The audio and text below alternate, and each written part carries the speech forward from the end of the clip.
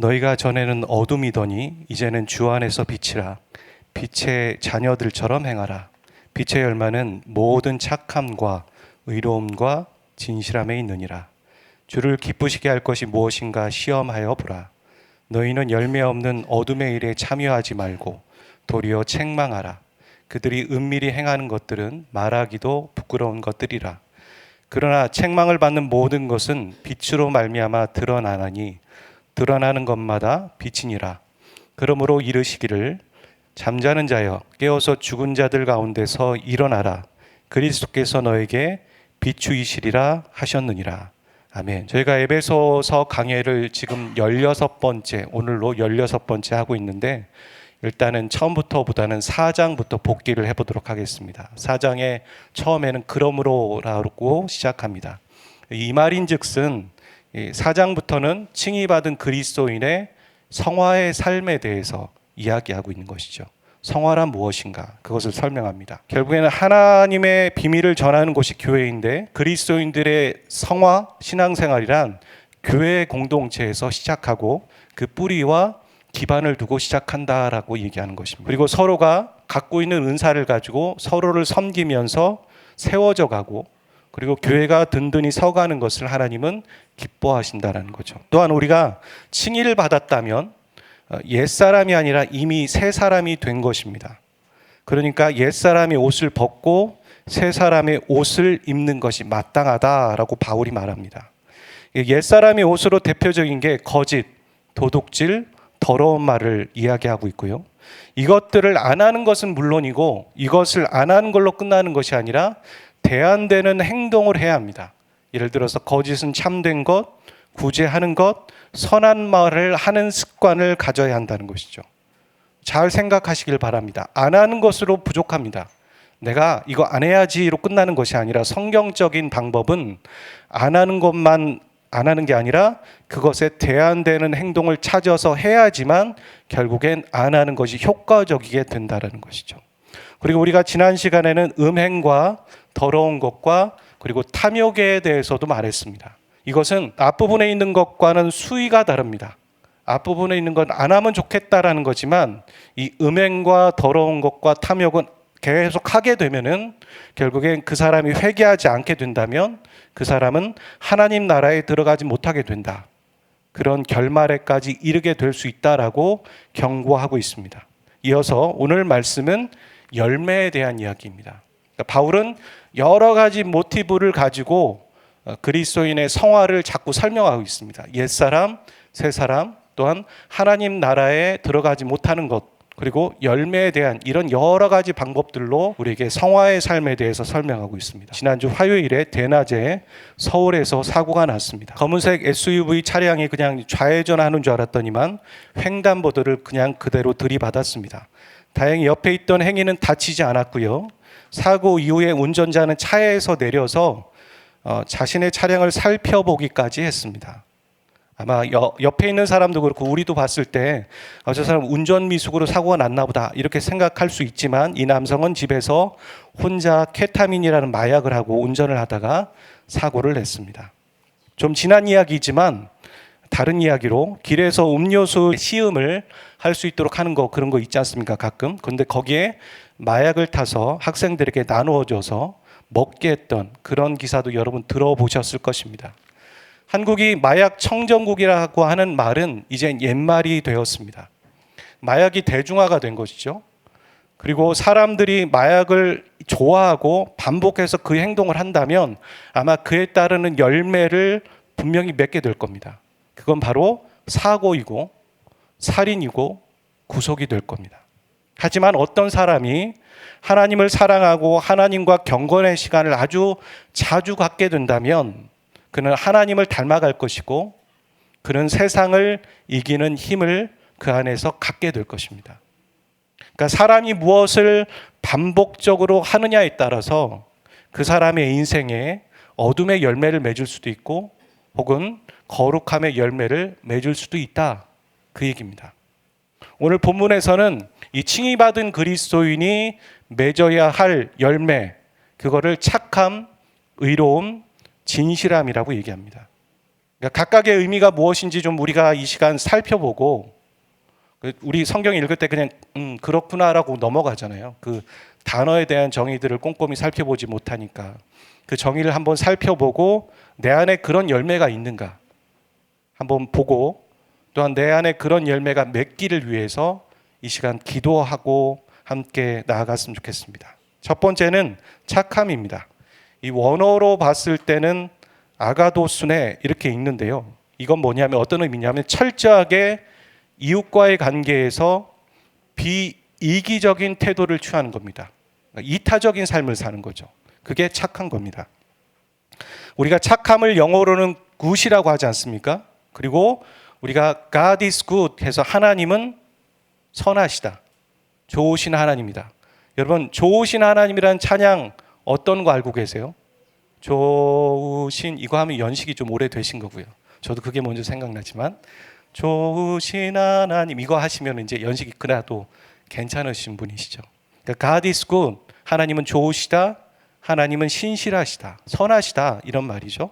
그러니까 이 착함이란 어디서 시작됐냐면 하나님의 성품입니다. 그리고 이것을 성령의 열매에서는 뭐라고 얘기하냐면 양선이라고 얘기하죠.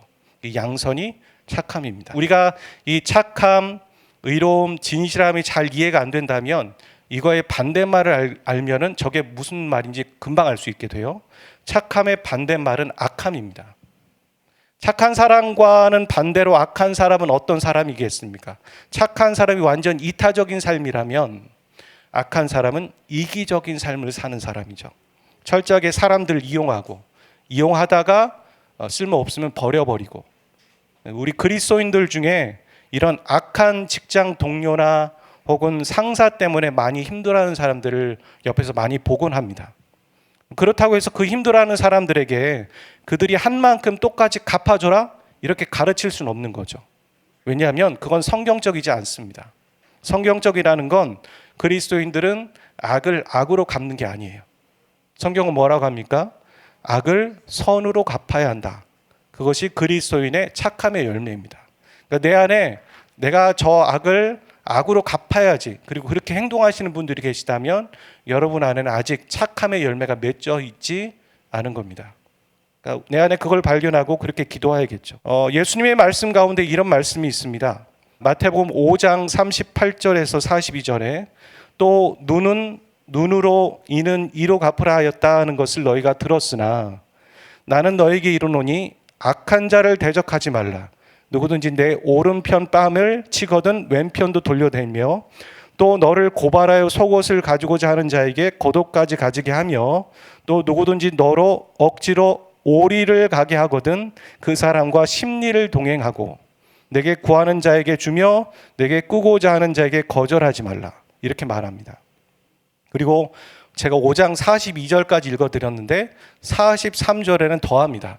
뭐라고 하냐면 내 이웃을 사랑하고 내 원수를 미워하지 말라 하였다는 것을 너희가 들었으나 나는 너에게 이르노니 너희 원수를 사랑하며 너희 박해하는 자를 위하여 기도하란 말이에요. 축복하라는 말이죠. 이렇게까지 하는 것이 주님의 가르치심이었습니다. 그러니까 주님의 착함이죠. 그 착함을 그대로 본받고 닮아가라. 그것이 우리 안에 열매 맺었으면 좋겠다. 이게 주님의 가르침이고 동일 선상 안에서 바울이 우리에게 말하고 있는 착함의 열매입니다. 여러분에게 질문해 볼까요? 여러분은 성경적으로 착한 사람입니까? 아니면 그렇지 않습니까? 착함이 이웃과의 관계에서 보이는 열매라면 의로움이란 하나님과의 관계에서 맺어지는 열매입니다. 우리는 예수 그리스도의 십자가의 사건을 믿고 의롭다 칭함을 받았습니다. 그러니까 우리도 우리의 삶도 의로운 삶을 살아야 되는 게 맞죠. 칭의라는 것은 법정적 용어입니다. 그러니까 판사가 죄인에게 당신 오늘부터 죄가 없습니다라고 판결해 주는 거예요. 하지만 그 사람 안엔 죄성이 남아 있겠죠. 그러니까 판결을 받고 자유의 몸이 되었다 할지라도 그 사람은 사회에 나가서 집에 돌아가서 착한 삶을 살아야 돼요. 그게 성화입니다. 그러니까 지금 그런 얘기를 하고 있는 것이죠. 우리의 삶도 의로운 삶을 살아야 된다라고 얘기하는 거예요. 자, 의인의 반대, 의로움의 반대는 불의함입니다. 불의함. 불의한 자는 법을 무시하고 편법을 쓰겠죠. 반대로 의로운 사람은 하나님의 법을 따르는 사람이겠죠. 불의한 사람이 법을 따르지 않는다면 의로움이란 바로 하나님의 법을 따라가는 삶. 그러니까 하나님의 법이란 하나님의 말씀을 얘기하는 겁니다. 그러니까 하나님의 말씀대로 살아가는 사람이 의로운 사람이다. 이렇게 보면 되겠죠. 자, 로마서 1장 18절 말씀 읽어보겠습니다. 시작. 하나님의 진노가 불의를 진리로 막는 사람들의 모든 경건하지 않음과 불의에 대하여 하늘부터 나타나나니. 그러니까 잘 보시면 성경은 불의의 원인이 바로 경건이라고 보고 있는 거예요. 그러니까 불의의 원인을 경건과 연관시키고 있죠. 아니, 경건과 불의함과 뭐가 연관돼 있지? 경건한 사람은요, 하나님을 두려워하는 사람이에요. 그래서 하나님에 대해서 의식하며 사는 사람이죠. 하나님의 말씀을 안 보고는 살아갈 수 없어요. 말씀대로 따라가려고 하고. 그러니까 자연스럽게 맺어지는 게 의로움이 되는 거예요. 하지만 하나님과 경건의 생활을 하지 않는 사람은 하나님의 말씀대로 살아가고 싶지도 않아서 경건의 생활을 안 하는 거고, 경건의 생활을 안 하니까 하나님의 말씀대로 살아갈 수도 없는 거죠. 그래서 경건과 불의함과 성경은 연관시키고 있는 겁니다. 여러분 안에 의로움이 부족하십니까? 의롭게 살아야지가 아니에요. 우리가 하나님 앞에 경건한 삶을 살아가셔야 돼요. 하나님과 교제하고 경건의 삶을 살아가시면 여러분 안에 자연스럽게 맺어지는 게 의로움입니다. 이렇게 다르게 표현하면 하나님의 말씀에 자신을 노출시키셔야 돼요. 자꾸 경건한 생활에 자신을 자꾸 노출시키셔야 한다고요. 전 그게 대표적인 것 중에 하나가 새벽 예배라고 생각합니다. 제가 새벽 예배, 신년 새벽 예배를 주제를 신실함이라고 정했어요. 신명기의 주제들을 보면 신실함이에요. 하나님의 신실함. 근데 또 하나의 신실함이 있어요. 우리가 그래서 하나님 앞에 신실하게 예배의 생활을 하자는 거예요. 신년에. 적어도 월요일부터 금요일까지는 신실한 예배의 생활을 해서 하나님 앞에 우리 자신을 노출시키자는 거죠. 어떤 변화가 있는가. 다시 한번 해보시기를 바랍니다. 이제 2주가 남았나요? 네, 2주가 남았는데 그렇게 남은 2주를 열심히 신실하게 해보시길 바랍니다. 세 번째, 진실함이라고 말하죠. 진실함이란 여러분 추루스라는 것에서 대문자인지 소문자인지 그리고 앞에 정관사가 있는지 없는지에 따라 많이 달라진다는 걸 여러분 생각해 보셔야 돼요. 이 진실의 반대는 거짓입니다. 거짓. 그러니까 거짓의 아비를 성경은 사단이라고 말하고 있어요. 그러니까 거짓의 가장 앞이 최종 보스는 사단이에요. 그러니까 우리가 거짓말을 하면요, 사단의 자녀의 행세를 하고 있는 거예요. 우리가 사단의 자녀는 아니지만 새 사람이 되었잖아요. 하지만 사단의 자녀의 행세를 지금 하고 있는 거예요. 빛이 어둠 가운데 임하면 사람들 안에 2가지 반응이 있습니다. 첫 번째 반응은 뭐냐면 그 빛을 피하여서 도망가고 숨는 사람들이에요. 아담과 하가 그랬죠. 하나님이 그러셨잖아요. 아담아 어디 있느냐? 숨습니다. 그게 우리의 본성이에요. 그리고 또 다른 반응은 뭐냐면 빛 앞에 자신의 부끄러움을 드러내는 삶이에요.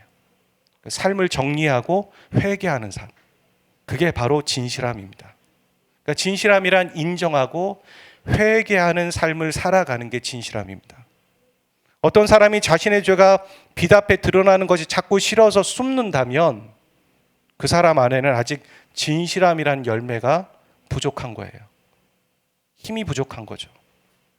그런데 이 착함과 의로움과 진실함, 이런 삶을 추구해야 하는 이유가 있습니다.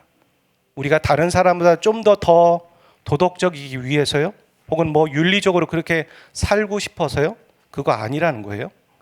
10절에 보면은 주를 기쁘시게 할 것이 무엇인가 시험하여 보라, 이런 말을 하죠. 좀 이해가 안 되는 표현이죠. 시험하여 보라. 그러니까 주님이 보셨을 때 모두가 그런 게 아니에요. 어떤 인생을 보면은 주님이 보셨을 때 이렇게 말씀하신다는 거예요. 야, 너의 삶을 보니까 내가 참 기쁘다. 이렇게 인정하고 평가해 주시는 그런 인생이 있더라는 거죠. 그게 어떤 인생이냐? 그게 저 말씀이에요. 그게 바로 그 사람 안에 거룩의 열매가 맺혀져 있는 사람을 보시면서 주님은 야, 내가 너를 보니까 정말 기쁘다. 그렇게 말씀하신다는 거죠. 아마 우리 모두가 주님이 기뻐하시는 삶을 살려고 하실 거예요. 그래서 기쁘다라는 게 뭘까? 여기 나오잖아요. 착함과 의로움과 진실함의 열매를 맺혀져 있는 사람. 주님 보셨을 때, 야, 너의 인생을 보니까 내가 참 흐뭇해, 기뻐. 우리 옆에 분들 보시면서 그렇게 한 번만 인사해 보겠습니다. 너의 인생을 보니까 주님의 입장으로 얘기하시는 거예요. 자, 옆에 분 보시고 축복하시는 겁니다. 한번 해보세요. 너의 인생을 보니까 참 기쁘다. 네, 좋습니다. 우리의 인생을 보니까 주님이 기뻐하시다. 그렇게 평가받는 인생 되시길 바랍니다. 우리가 얘기할 때 이 세 가지를 보면 알겠지만 열매라는 건요, 갑작스럽게 맺어지는 거 아니에요. 나무를 심어도 그냥 열매 맺으려면 시간이 좀 필요하잖아요. 시간이 좀 필요한 겁니까? 오래 걸리잖아요. 열매는 바로 맺어지지 않습니다. 그리고 열매는 성품이기 때문이에요. 성령의 열매. 성령의 은사와 열매는 다르죠. 은사는 갑작스럽게 주어질 수 있어요. 하지만 열매는 갑작스럽게 맺어지지 않아요. 수련회 갔다 왔다고 해서 열매가 성품이 바뀌지 않아요. 수련회 갔다 와서 그 은혜를 가지고 긴급 수혈 받은 걸 가지고 삶으로 살아내야지만 열매가 서서히 맺어질까 말까예요. 열매는 성품이에요. 그러니까 우리의 삶의 습관적인 것들, 반복되는 것들, 그런 것들이 계속 반복되어져서 만들어지는 게 결국 열매죠. 마약하는 사람이 계속 마약을 하면 차 끌고 밖으로 나가는 거예요. 사고 내는 겁니다. 그러고서도 내가 뭘 잘못했지? 선한 것에 노출시킬 건가? 혹은 악한 것에 노출시킬 건가? 그거밖에 없는 거예요. 근데 우리의 그 반복돼서 맺어지는 게 그 열매인데, 여기에 보면은 시험하여 보라라는 말을 하잖아요. 이 시험하다라는 말이 헬라어로 도키조마이라고 얘기해요. 이게 그 야고보서의 1장에 보면 그 시험하다, 뭐 이 얘기가 계속 나오죠. 그게 다 도키조마이거든요. 근데 이 영어로는 뭐라고 하냐면 프루브라고 해요. 증명하다. 그러니까 이 말은 어떤 말이냐면 말로만 주님을 기쁘시게 하겠다고 하지 말고 너의 행동으로, 너의 삶으로 내가 한번 증명하라는 거예요. 누구에게 증명하라는 말이 아니에요. 자신에게 증명하라는 거죠. 자신에게. 그리고 어떤 때는 우리가 옆에 있는 가족에게 증명해야 될 필요가 있어요. 불신자 남편을 두고 있어요. 그럼 나는 크리스찬이라는 걸 증명해야 돼요. 안 그러면 그 사람은 주님께로 돌아올 수 없을지도 모릅니다. 말로만 이건 이런 거야라고 가르치지 말고 우리가 우리의 삶으로 우리 자녀들에게 증명해야 돼요. 목회자는 앞에서 설교했으면 설교한 걸로 끝나는 것이 아니라 자신의 삶으로 증명하려고 노력해야 돼요. 우리 모두가 그렇게 증명해봐라, 증명하려고 해라 라고 말하는 게 저 말이에요. 여러분, 우리가 말로만 그러지 말고 행동으로 그렇게 증명할 때입니다. 이제 많이 들었어요. 지식들은 많이 채워졌어요. 이제는 그것을 들은 것들 중에 어떤 몇 가지라도 증명하는 삶을 이제는 살아내야 돼요. 증명할 때입니다. 오늘날은 이제 전도가 안 됩니다. 왜냐하면 너무 이 증명을 하지 못했거든요. 그리스도인들이. 말은 했지만 증명의 삶을 살아내는 흔적이 부족해요. 그래서 이제 증명하면은 안 믿는 사람이 돌아오겠지, 그러지 않아요. 꾸준히 그냥 하는 거예요. 있는 곳에서. 증명하는 삶을 살면 언젠가는 인정할 때가 오겠지 하고선 그렇게 살아야 돼요. 그건 타인을 위해서가 아니에요. 내 자신을 위해서예요. 성경적인 믿음이란 뭡니까? 내가 주님을 믿어. 여기서 이렇게 말하는 것도 믿음일 수 있겠지만 그렇게 말하지 않죠? 우리의 가치관과 참 달라요. 성경적인 믿음이란 내가 여기서 믿어라고 하고 아직 믿음이 완성되지 않았어요. 내 삶에서 그 믿음의 행동을 할 때 그것이 합쳐져서 믿음이다 이렇게 말한다는 거죠. 똑같아요. 증명이라는 건. 이 열매라는 게 결국에는 잘 생각해 보시면 내가 하나님을 닮아갈 때, 하나님과 자꾸 관계를 맺을 때 자신 안에 맺어지는 게 성품이고 열매죠. 그러니까 하나님과 상관없이는 맺어질 수 없어요. 제가 금요 예배 때도 그런 얘기를 했죠. 거룩이란 내가 하나님과 관계를 맺어야 얻어지는 게 거룩이다. 다 그게 하나님의 성품이지 않습니까? 결국 내 자신이 맺어져야 되는 게 열매이긴 하지만 좀 더 확장돼서 생각해 보시면요.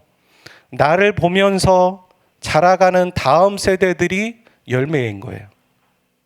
나를 보면서 옆에서 같이 살아가는 배우자가 열매고요. 또 하나, 나를 보면서 같이 보고 있는 직장 동료들이 열매예요. 왜냐하면 내가 맺어진 열매로 그들도 내 모습을 보고 하나님을 보고 또 시간이 문제이겠지만 열매를 맺게 될 것이거든요. 아, 그리스도인이 저런 사람이구나. 저 사람 안에 뭐가 있길래 저 사람은 저렇게 억울한 상황 가운데서도 웃을까? 사도 바울이 그랬잖아요. 스데반이 돌로 맞아서 죽을 때 스데반이 어떻게 했습니까? 주님의 심정을 갖고 있었어요. 주님이 십자가에서 죽으실 때 그러셨잖아요. 저들이 하는 죄를 저들이 알지 못한다고, 저들을 용서해달라고 했는데 스데반이 거의 똑같은 기도를 해요. 어떻게 그렇게 할 수 있을까?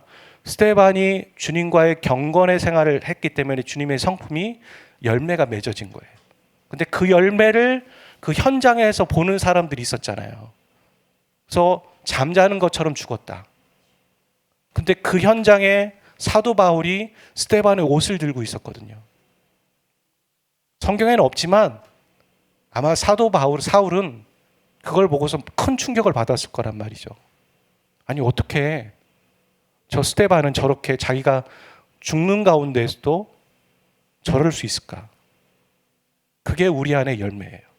열매의 파워라고요. 은사의 파워도 있어요. 잠깐 그 어떤 일들을 위해서 하나님께서 강력하게 일하시죠. 저는 그거에 대해서 평가절하하고 싶지 않습니다. 왜냐하면 성경은 은사도 있고 열매도 있으니까요. 하지만 은사도 있어야겠지만 우리가 좀 등한시하는 게 열매예요. 왜냐하면 잘 안 맺어지거든요. 시간이 걸리거든요. 어렵거든요. 하지만 은사는 어찌 보면 어디 가서 기도 열심히 하면 받을 수도 있는 거예요. 하나님이 주시는 거지만. 하지만 열매는 나의 결단과 뼈를 깎는 노력이 필요해요. 그러지 않고선 맺어지지 않는 게 열매거든요. 그래서 우리 안에 열매 맺기를 위해 노력하라는 말이에요. 그것으로 주님께 돌아오는 사람들이 있으니까. 결국 나를 보며 자라가는 자녀들은 거울이잖아요. 나의 거울이에요. 내가 그동안 얼마나 신앙생활을 했는가, 내가 그동안 얼마나 열매를 맺었지, 여러분 주위에 있는 자녀를 보시면 돼요. 나를 투영하고 있으니까. 나의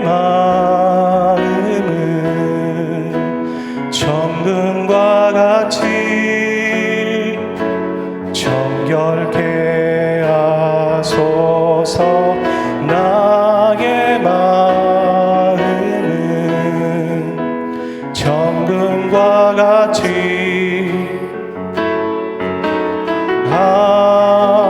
하소서.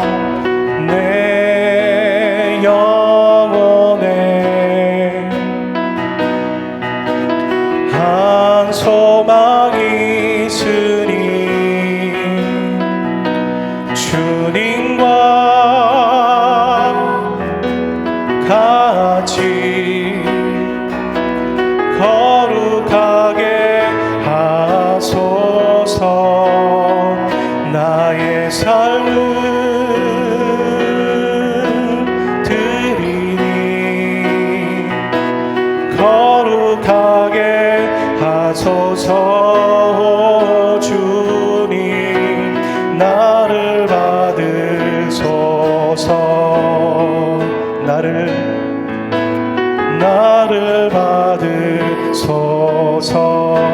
여러분의 목소리로만 나의 마음을 나 정금과 같이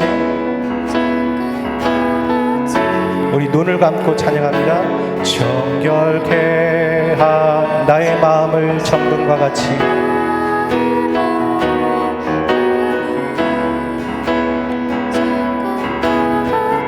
하소서. 내 영혼에